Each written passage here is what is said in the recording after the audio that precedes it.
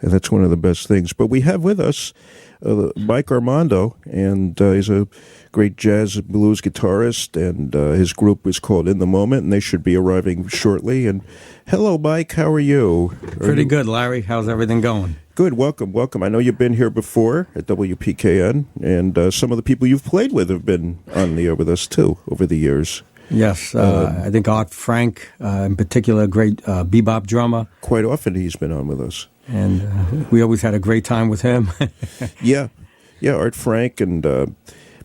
before they made him, they broke the mold. They don't make anybody like that no more. But he's a great guy, and he really gives us a lot of laughs. Well, and this is also our opportunity to praise you for being a mover and a shaker in the world of jazz. And jazz needs movers and shakers, and thank you there for doing that in addition to your own music. We need them more than ever, Mike. Thanks. We need all the help we could get. And you brought a CD with you. Yes, this one was recorded up in Boston in March. And this was with Andy Gobler, the bass player that's going to be here tonight, and with Rock Alarm Bob Moses. And Bob Moses is really not much more we could say, but he'd been around a long time, played with Jaco Pastorius, Pat Metheny, and you could go on and on and on. Great drummer. Rock Alarm, is that what he's known as, or, likes to be addressed as, or his nickname? Or Well, that's what he's addressed as now, Rock Alarm Bob Moses. Okay. And what are we going to be listening to from your new CD? Okay, I don't have the liner notes in front of me, but I believe it's track 3, Belly Dancer Gone Funky. Oh, really? So it's it was a creation we made up right on the spot. We didn't even know how it was going to turn out, but with Bob, we create music right on the spot, and that's what we did with this. And it was very interesting because there was no sheet music, no nothing, and we just made it up as we gone along, and that's what makes music so interesting and a challenge. Very good. And true improvisation. That's right. So we'll go to that now. Okay.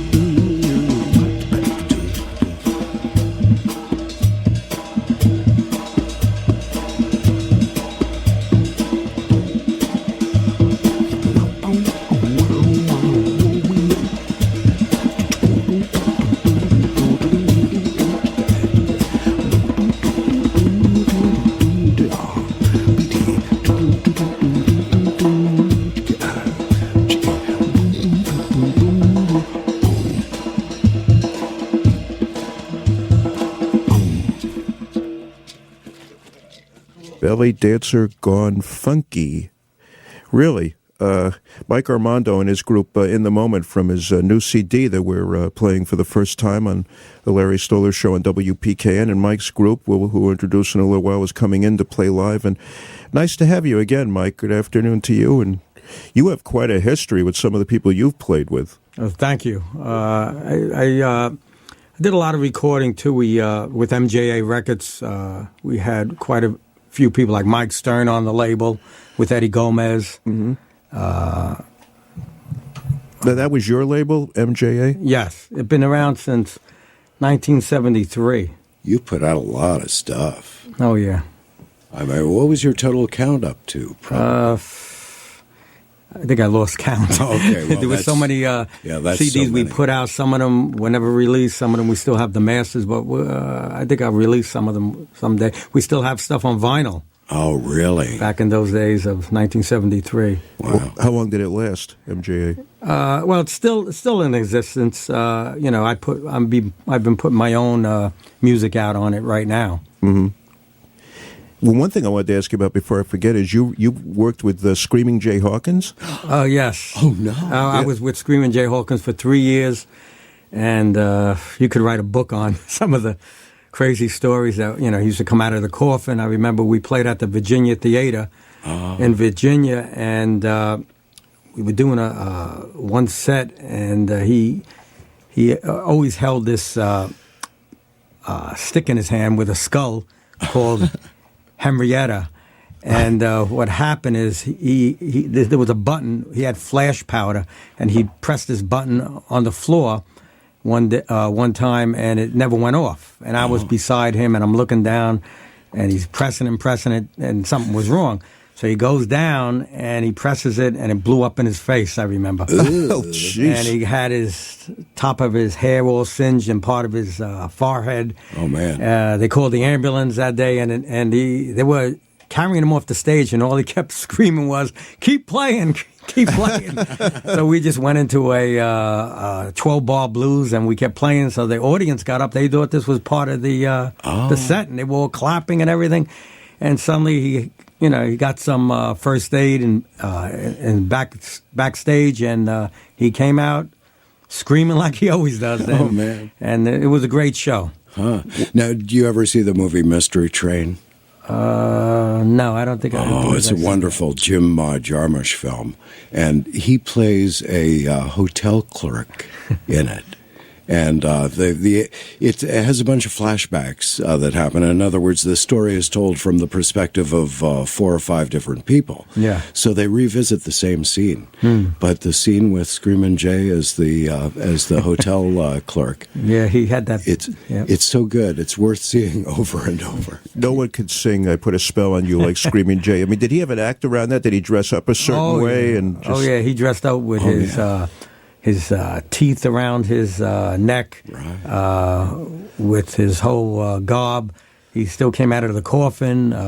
But there was one secret: he would never let that coffin stay shut. He'd always put his finger on the edge. He was always afraid it was going to shut and he couldn't get out. And then he used to instruct us. He used to bring an axe. If that ever locks on him, just hit the coffin and break it up. Alan Freed was the one that got Screamin' Jay into that coffin. It was his idea. Oh, really? Yep. Oh, man. Ever the showman. Well, it was around that period. It was in that period of time. So, and you know how famous that song or his version has gotten known every year by Halloween. You know, it gets played everywhere. Yeah, I think Nina Simone did a version of it. Creedence Clearwater did a version of it. Yeah, but they don't come close to Screamin' Jay. Oh, no. That was for him. No. He's with all due respect to Nina Simone. But when he does it, it's the original thing. You can't. No one could do it like him. Well, I think that is your group in the process of coming in here, so maybe we should play something else from the CD and give them a little time to get the act together, I guess. And what do we have here? What would you like to? Okay, you could play. This is True Live Radio. Yeah, you could play track 2. Okay. And we're all set for that. And what is that? I'm trying to think what that is. I don't have the notes in front of me. All right, we won't put you on the spot then. It'll be a surprise. All right, very good. We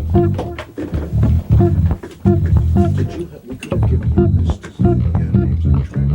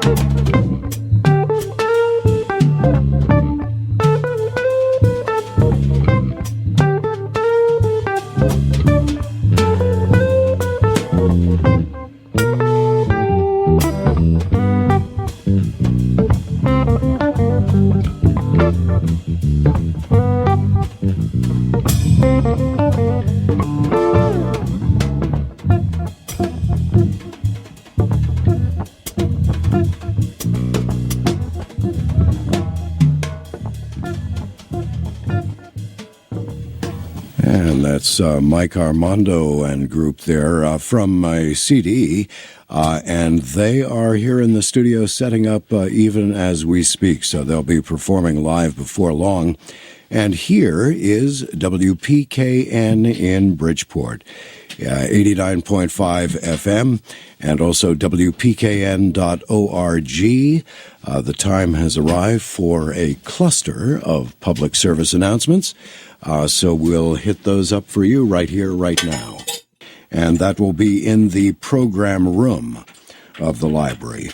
And the submission guidelines are as possible. It's for writers age 16 to adult, no foul language, personal attacks, or graphic descriptions of sex, drugs, or violence. Length should be 1,700 words or less, in other words, not to exceed 10 minutes. And you can email your work along with a brief profile of yourself, including possibly why you write, whether you have been published, and if so, where, to From Our Hands to Your Ears at gmail.com. And that should take place by 5 p.m. on Saturday, September 22nd. The full text of the piece should be typed in the body of the message, in other words, not sent as an attachment. And you should be sure to include your name and phone number for each submittal. And if you don't have email, submittals may be dropped off at the Ask Me desk in an envelope addressed for literary reading. And then those selected to read will be notified by email or phone by Sunday, October 14th. And again, the actual read aloud event, again titled From Our Hands to Your Ears, will occur on Sunday, October 21st from 2 o'clock until 4:30 p.m. So again, the submission email address is From Our Hands to Your Ears, all run together, at gmail.com. And this event put together by the indefatigable and, well, let's see, how else shall I describe him? He's sort of relentless, Mr. Neil Silberblatt. You're listening to WPKN in Bridgeport, 89.5 FM, and on the internet at WPKN.org.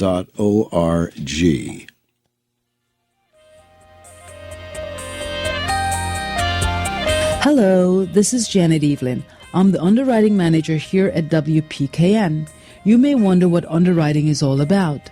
As a nonprofit public radio station, underwriting is a means by which companies and organizations can help financially support WPKN.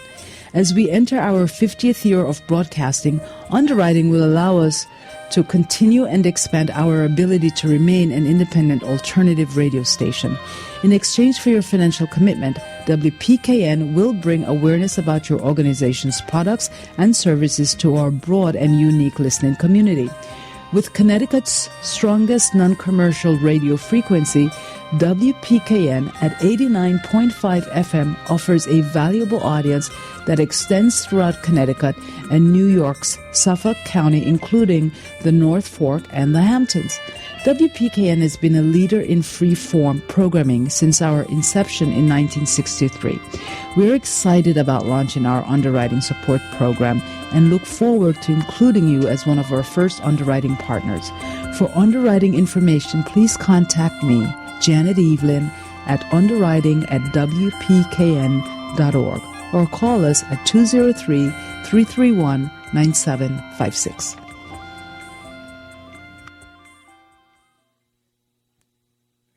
And Mike Armando and group are just about ready to go live, but we're going to cover until their arrival, or until they're absolutely ready, with one track. Oh, I'm sorry, Larry. Go That's ahead. okay. One track, additional track from the CD, and we thank you, Mike, for bringing it, and we're the first to hear it. So, what are we going to play at this point? It's Mystery Ride.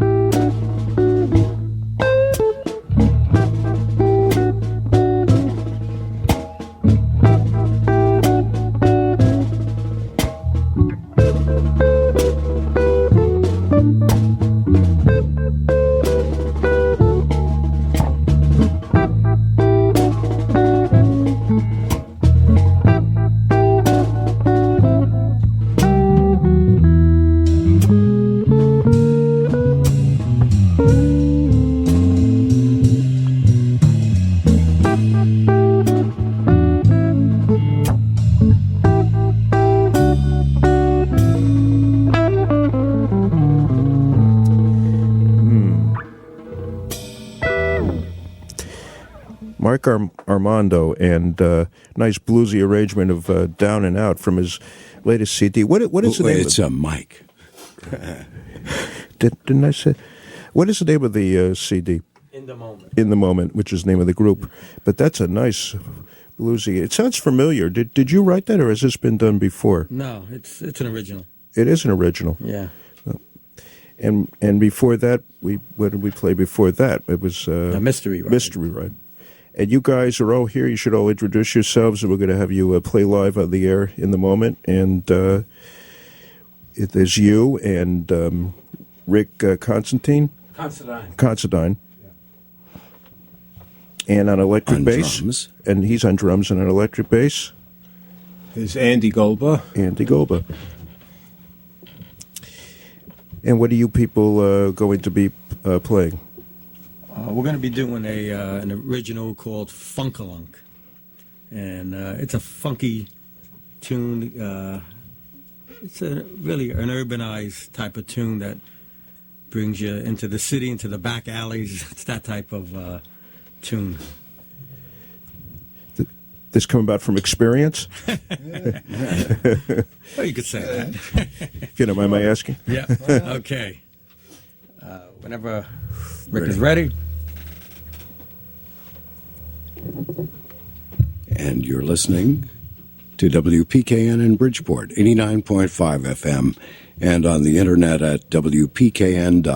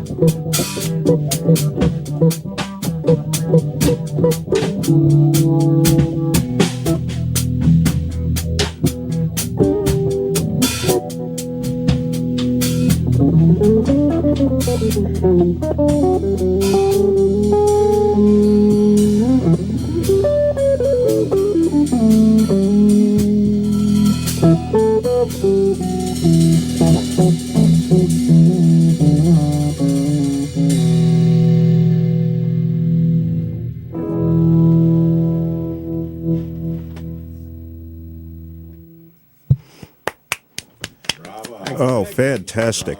Thank you. Thank you. Is this on your current CD, what you just played? No, it's not. It's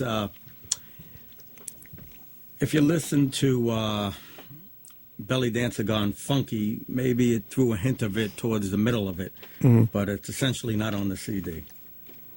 Well, what we were talking off the air about sheet music as opposed to writing your own compositions or putting them together on the fly. I mean, how did this happen in the first place regarding a belly dancer going funky? How did that happen? That Well, when we were up in Boston doing our recording with Rock Alarm Bob Moses, actually, we didn't exactly know what we really was going to play. So it was almost like the weather. We just made it up on the spot. And Bob is a great creator of music, and he has a lot of recordings like that he, just creates right on the spot, which is one of the hardest things to do. Very open mind. You'd have to be. I love that. Yeah, absolutely. We had Fred Lipsius on a while back, and I know I see his name mentioned in the biography you sent me. It's just now getting turned on to jazz in the first place. You hung out in some of the clubs. Was that back in the '60s in the city, in the whole 60s period, and the 70s? Mm-hmm.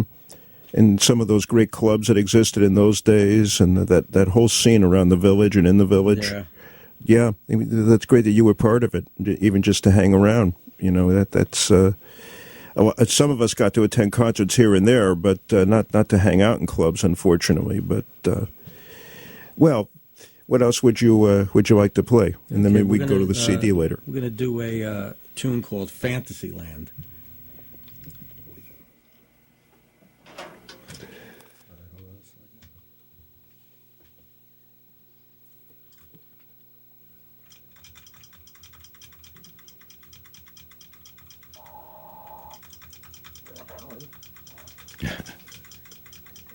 Almost there. Electronics. Yeah. Touch of a button. Everything's touch of a button. Okay. What happened to good old pencil? Okay. Fantasyland. Okay.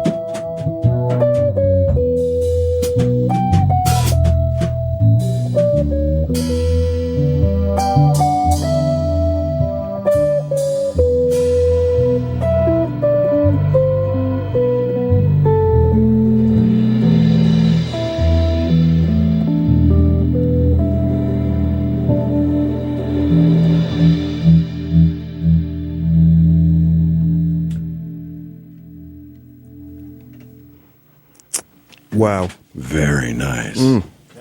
Mike Armando and In the Moment at about 20 minutes before 6. They're performing live here at WPKN Bridgeport 89.5 FM and WPKN.org. I'm Larry Stoller along with Harry Minot. Very nice, guys. And how long have you guys been playing together?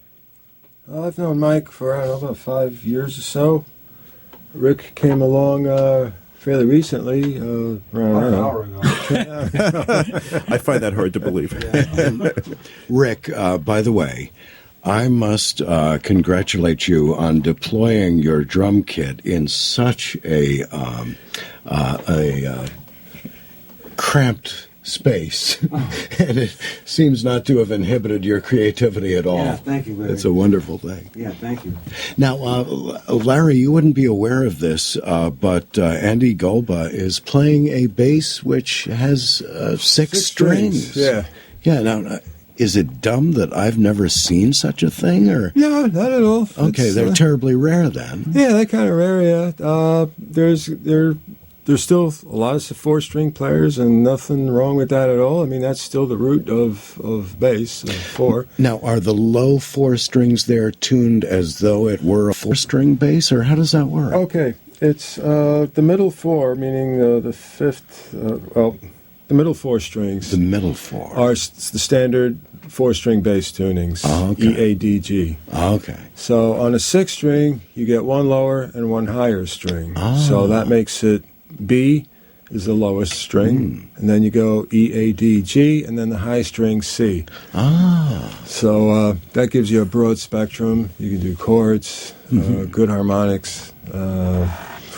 If you're a metal guy with distortion, you I like the echo effect, though. Thank you. Yeah. That's and the bass was built by this guy by the name of Clifford Roy, who's out from Long Island, Oh. and he's a great luthier for basses. And I got a hold of him through my teacher Mike Frost, who's an excellent teacher and a bass player as well. And you've always played this 6-string instrument, or? Well, I have For a long time. for a few years, yeah. A few years. About 7 years, 8 years or so.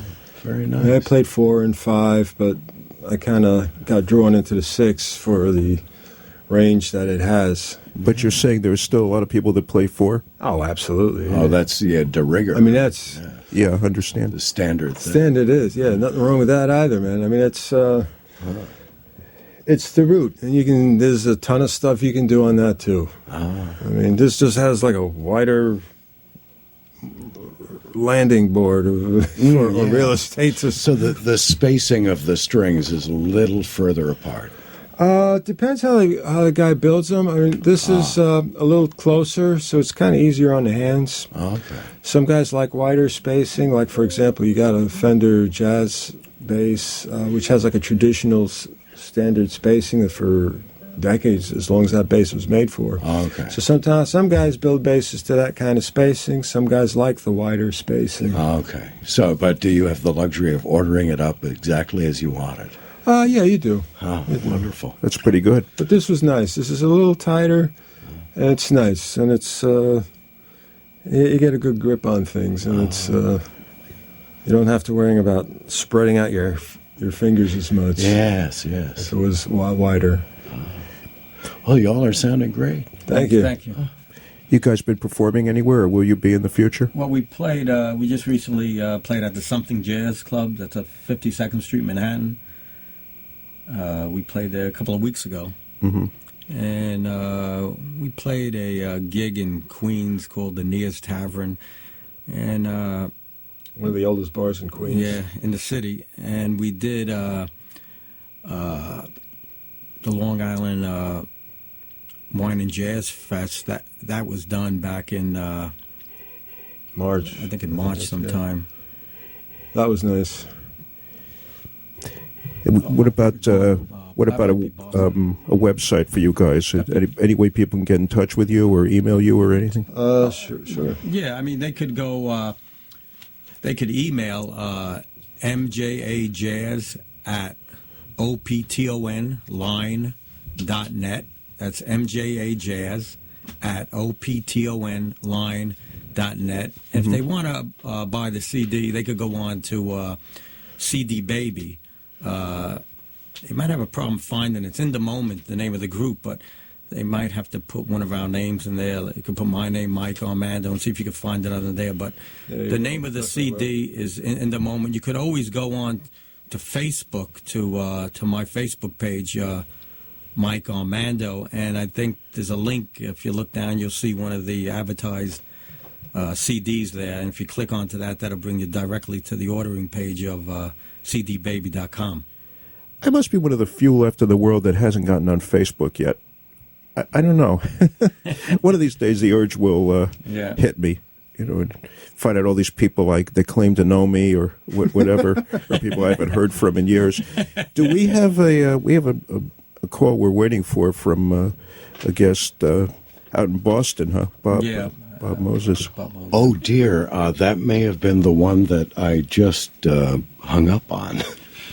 Well, Bob, if you're listening via the stream, call back, and what we'll do is we'll play something from the CD and give you a little time to get in. So anything that strikes your fancy, gentlemen, off of the In the Moment CD that we could play? There's a... you want to go with the ballad at the end? Yeah, go with the ballad. Yeah, there's one, a ballad. It was created, composed right on the spot. Yeah. We didn't... Whatever came to our heads, we played. Well, it started with Bob Moses asking, can you play something pretty? And we were scratching our heads like, oh, I think of some standards maybe. And then Mike started fiddling around with some notes there, and then we started evolving it into something. And what did that something become as far as title? Well, you'll hear it. Pretty song. Oh, okay. You mean we'll recognize it? No, well, it's a... I didn't think It's an we would, original. but It's an original. It's or is it adapted from something else? no. It's surely an original, Okay. like you never heard before. Okay. I'm curious enough, and I'm sure the audience is now too, to listen to this. Okay.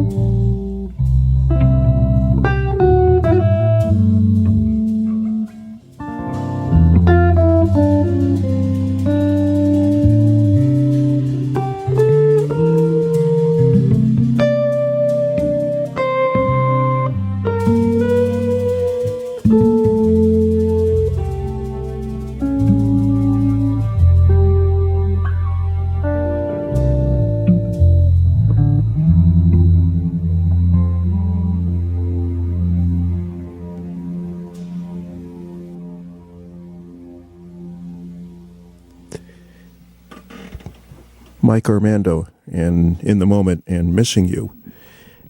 And Mike and Rick and Andy, this was your own composition, as you were saying earlier? Yes. Mike started it out, and I tagged along in there trying to hitting the harmonic spots of the tune of the notes I was hearing. And it was just kind of an abstract ballad, call it, or something like that. So it was made up on the spot, pretty much. And Y'all do a lot of that. yeah, Love that. but that one was an unusual one because it was laid back and it had its own magic. Yes, it certainly did. Thank you for that. Yeah, definitely. And we have another hour to go, and we got to take a break for a little bit here. Right. Well, we'll have ourselves a little cluster of public service announcements, and then some back to some live music. And you are listening to WPKN in Bridgeport, 89.5 FM, and on the internet at WPKN.org. And normally it'd be the Stoller and Bowler experience, Larry Stoller and Phil Bowler, but I'm Harry Minot, and I'm sitting in as engineer, so today it then would be Larry and Harry.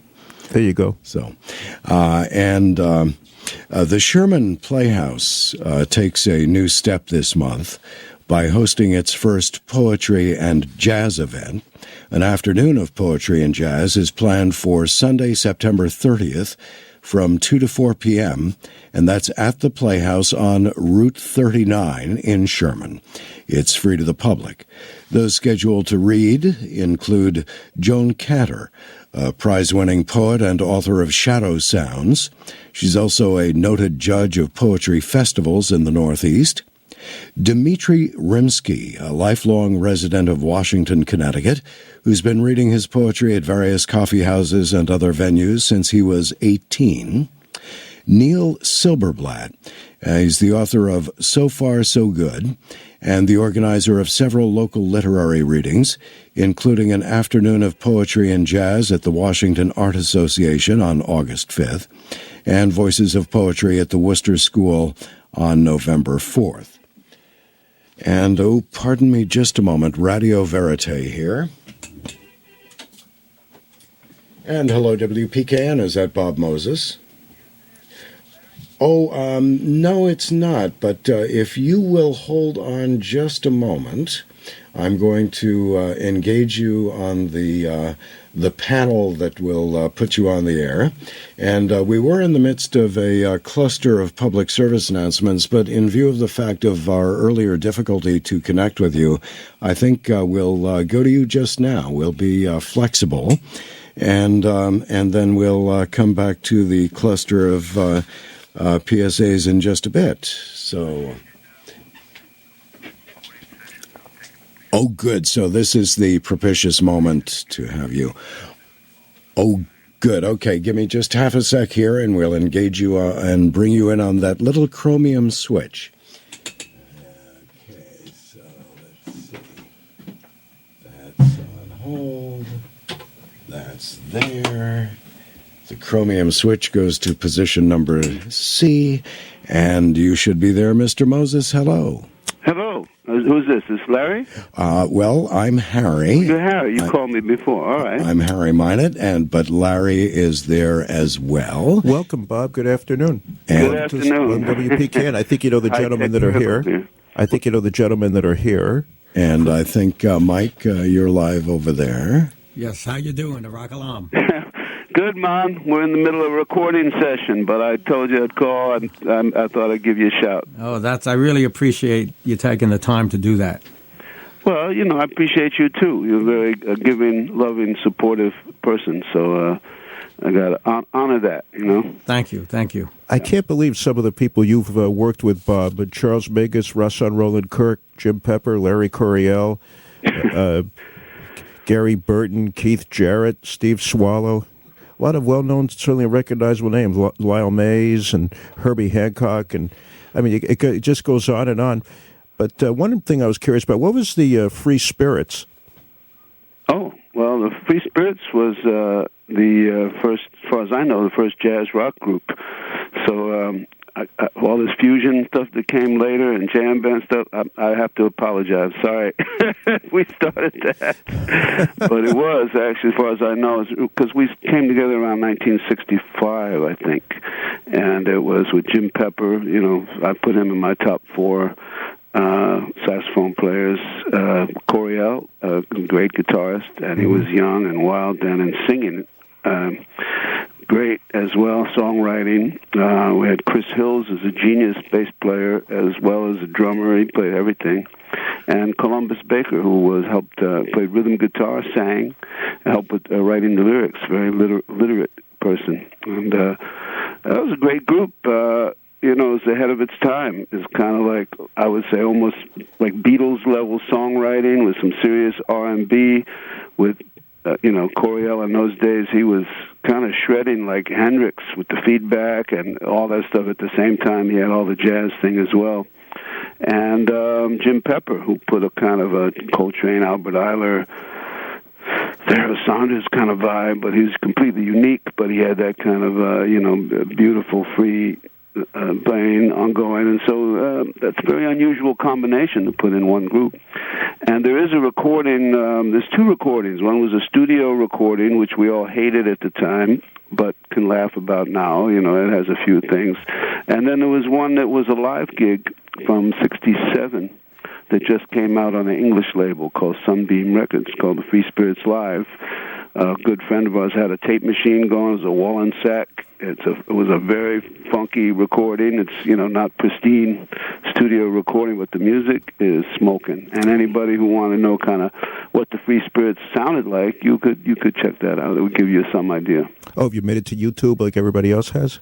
I don't know if that's made it to YouTube, but I have clips of the Free Spirits without sound. I have a movie that was shot, but there's no sound, but it's an incredible movie of us. It's a very mind-blowing to see yourself when you're 18, and you're like, who is that? Who is that person? I don't recognize them at all.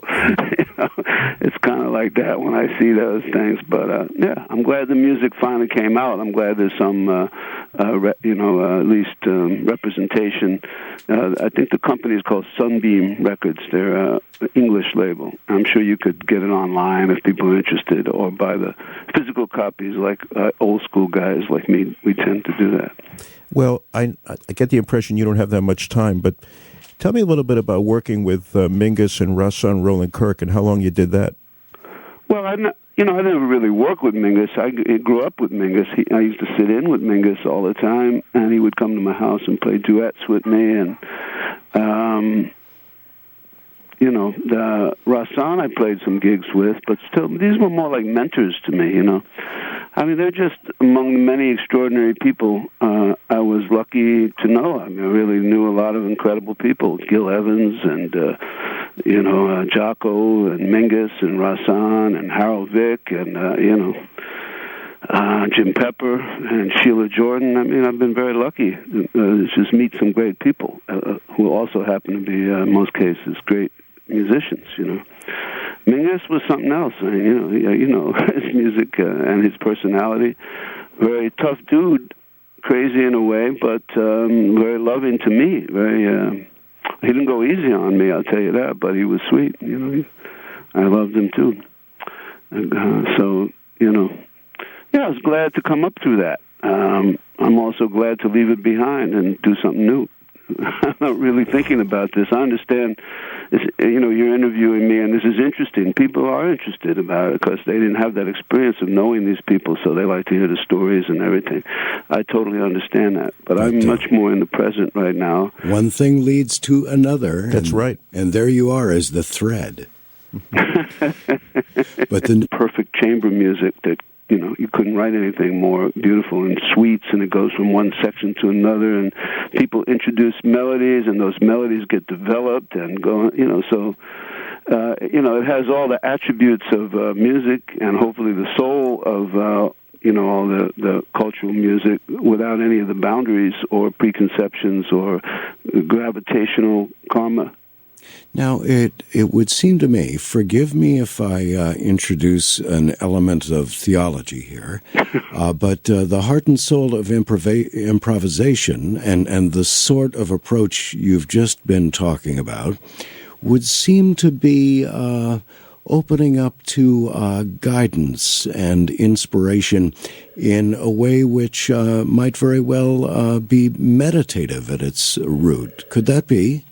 Oh, that's very true. It's very perceptive. A lot of my evolution and changes have to do with my spiritual practice, which is really all about transcending karma, not wallowing in your karma or being a victim of your karma. And I have to give all credit to my teacher, the guru master, who was also the greatest guitarist I've ever heard, and his name is Bapuji Tuciji Munoz. I've been knowing him for over 30 years, and that's had a lot to do with my development, and the way I'm evolving. And I have to say, it's the best time of my life, the most creative time, and I'm the most excited about playing. So it's a very, very good time. You said guru. Is that in a Hindu tradition? Well, that's a good question, too. Tuciji is actually extremely versed in pretty much all the traditions. He can speak with great detail and knowledge about all the traditions, but he is from no tradition. He starts it. Oh. He makes it up, just like how I'm playing. Very good. He makes it up, but I've known him for over 30 years, and I know it's real and it's true. He lives it as well as talks it, and plays it, too. Oh. So it's in the music, it's in the writing, it's in the word. There has been no vacillation. It's been 100% since I've known him. It took me a while to be ready to open up to it because spiritual practice is hard. It's much harder than music, way harder. It's harder than many people would realize. And yet the payoff is a sort of magic, isn't it? Oh, yeah, much more power, much more clarity, much more appreciation, much more gratitude. Much greater awareness, and I feel good. Yeah. Life is good. Well, I think I'm with you on that page. Good, because and you keyed there with that term gratitude, because when something arrives in your lap from somewhere else, you kind of know it's not entirely within you. The only proper response, it would seem, would be A, humility, B, gratitude, and C, generosity. And the generosity is exemplified by your sharing of this, and you're passing it along, isn't it? Wow, this is a much deeper, more beautiful interview than I expected.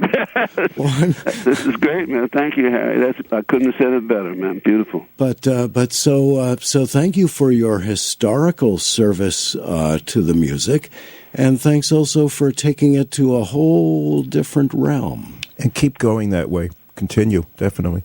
Oh yeah, and I'm bringing out some of the old stuff too because it's still beautiful and it was part of the thread.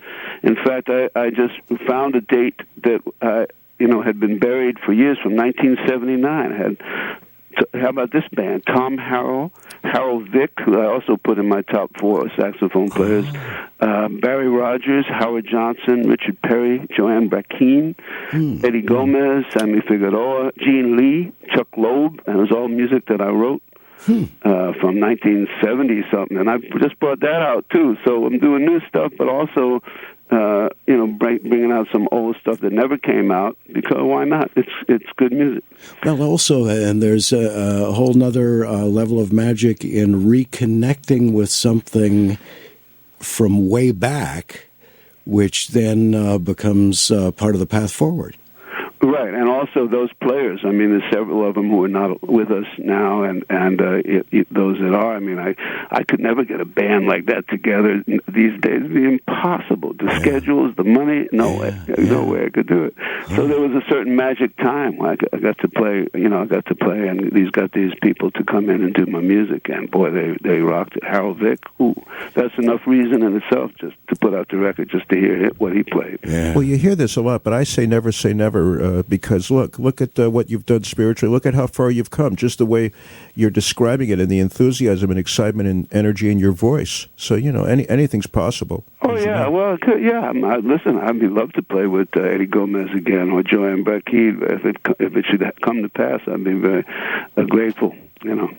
Well, in eternity, you will. Well, that's interesting too, because I've had some dreams lately. I had a beautiful dream, where Eric Dolphy came to me in my dream, and I knew him also. He was a very good friend to me. He used to come off the bandstand and play the bass clarinet right in my face, because he knew that I loved the instrument. And in this dream, which was very vivid, we were playing music together, but it was the me of now. Yes. And he said something like, because he knew me as a little kid. He said, "Yeah, Bobby, you come a long way. Man. You're playing some different stuff now. I never heard nothing quite like that. Yeah, Bobby, I like it." Yeah. It was a beautiful moment, but it was like I got to play with him. It felt real to me. So. Yeah. Well, that's proof of the eternal in the here and now, and you can't beat that. Beautiful, man. Well, thank you so much.